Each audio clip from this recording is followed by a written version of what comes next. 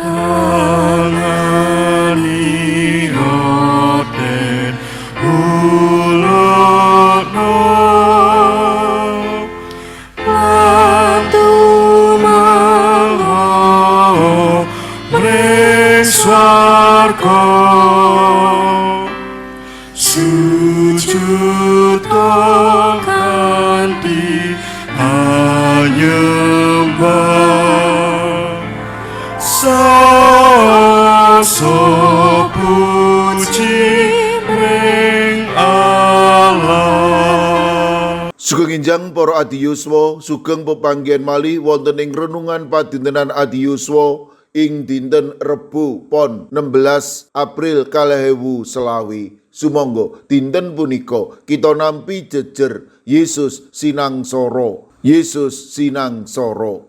Para adiyuswa, kadangkala wonten sedherek ingkang nandhang cilaka, boten paring panglipur lan kekiatan, nanging malah kepara ngupadosi kalepatanipun. Saged karana boten ngati-ati lan awit lepat dhateng Gusti. Punika saged kelampahan awit tiyang punika namung sakdermi dakwa, boten naliti langkung rumiyin lan rumaos piyambakipun linanggung sae. Gusti Yesus ingkang nandhang sangsara lajeng tumus pandakwa awit tumindakipun ingkang nyenyamah asmanipun Sang Rama. Kamangka boten mekaten sinangsaranipun Gusti Yesus awit boten lepat lan dosanipun, nanging katresnanipun Gusti dhateng manungsa. Gusti Yesus punika Allah ingkang manjalma minangka manungsa awit saking sih katresnanipun dhateng jagat. Bab punika jumbuh kalian Efesus kalih ayat sekawan. Nanging Gusti Allah kang sugih kawelasan awit saka gedhening katresnan kang kaluperake marang kita.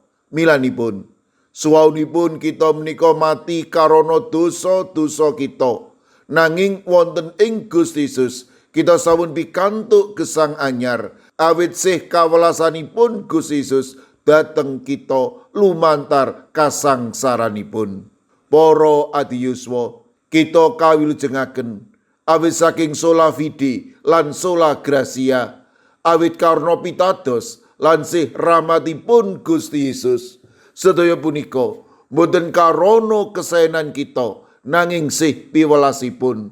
Mila sumangga kanugrahan ingkang ageng punika kita sarengi agenging caos syukur ing satata lampah kita kanthi cara tata gesang ingkang kebak kawelasan kangge liyan lan tansah mulyakaken asmanipun Gusti. Sampun ngantos kita gumunggung lan rumaos leres awit kawilujengan ingkang sampun kita tampi. Imut kita menika kasucikaken, kita menika nampi kawilujengan karana sih wiwelasipun Gusti lumantar kasangsaranipun Gusti Yesus. Amin. Sumangga kita ndedonga. Matur nuwun Gusti, awit saking sih piwelas paduka dhateng kawula, awit saking katresnan paduka dhateng kawula, kawula sampun paduka tebus saking dosa-dosa, malah kepara sakmangke kawula pikantuk kawilujengan, pikantuk sih rahmat ing satata gesang kawula. Kawula pasrahaken para adiyuswa dalasan anak putu kawula ing pundiya papan. Monggo paduka ingkang reksa, paduka ingkang tansah paring berkah ing satata gesangipun. Mirunggan kawula pasrahaken Bapak Marsaid wilayah 8 GKJ Magelang ingkang wedal sakmangke nembe nandhang kritis wonten ing ICU RSU RRSJ Magelang. Kawula pitados paduka ingkang badhe nganti, paduka ingkang badhe tansah paring kegiatan matemah sedherek kawula menika ugi pikantuk bagas kesarasan ingkang sae saking paduka. Mekaten ugi kawula pasrahaken Ibu Murtini Darmoko ingkang wedal sakmangke ugi nembe nandhang sakit wonten ing RSU RSJ Magelang. Kawula pitados paduka ugi badhe maringi bagas kesarasan. Kawula pasrahaken ugi Bapak hati-adi ing GKJ Ngalian ing dinten punika badhe nampi operasi katarak wonten ing griya sakit William Booth Semarang. Monggo Gusti paduka agem operasi menika matemah Bapak hati-adi GKJ Ngalian menika enggal pikantuk petahing kesarasan peparing paduka. Kawula masrahaken kaunipun sedherek kawula ing GKJ Bono ingkang dasak mangke nembe nandhang sakit. Ibu Sapar, Ibu Priyati, Ibu Sih Mirah ing GKJ Bono, sawetawis putra-putra kagungan paduka ing GKJ Magelang nembe nandhang sakit. Kawula pasrahaken Ibu Sinta wilayah setunggal, Ibu Lis Martono wilayah kalih, Ibu Tri Suharti wilayah setunggal, Ibu Titik Marioto wilayah pitu, Ibu Wiwi Retno wilayah setunggal, lan ugi Bapak Rukminto ing wilayah pitu. Kawula pasrahaken sedherek kawula Elang Pramudia Handoko warga GKJ Bendungan ingkang ugi nandhang sakit. Kawula ugi masrahaken Ibu Tati ing GKJ Ngablak ingkang dasak mangke nembe nandhang sakit wonten ing griya sakit Panti Rapih Jogja. Kawula pasrahaken Bapak Matius Suwito warga GKJ Immanuel Solo ingkang dasak mangke nembe nandhang sakit.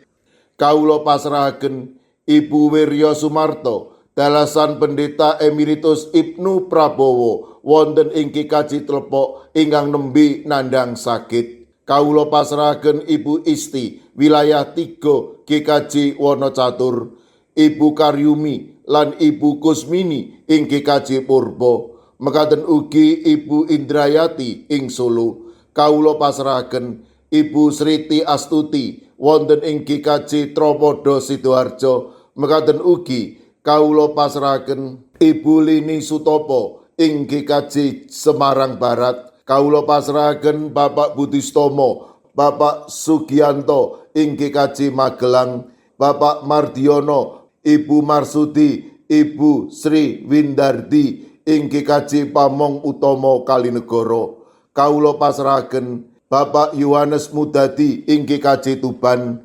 Kawula pasrahaken Ibu Nani Cahyono, Bapak Karyo, Bapak Ibu Toyo, Ibu Ngatini ing GIDJ Trangkil. Ing GKJ Immanuel Solo kawula pasrahaken Ibu Tugiani Sunarto lan Ibu Tati. Kawula pasrahaken Ibu Lasiem Blok 6 ing GKJ Gondang Winangun. Ing GKJ Wonosobo kawula pasrahaken Bapak Lazarus Samijan, Bapak Yusuf Sunaryo, Ibu Endang Sarjono, Ibu Rodiah Sumardi. Kawula pasrahaken Eyang Sarwito ing GKJ Ngalian, Ibu Wahyono ing GKJ Plengkung, Ibu Sunarti ing GKJ Salaman. Ing GKJ Ungaran kawula pasrahaken Ibu Sugito, Bapak Sembiring, Ibu Surisno, Ibu Munarti, Bapak Ibu Tugiman. Kawula pasrahaken Bapak Jatmiko ing Denpasar Bali.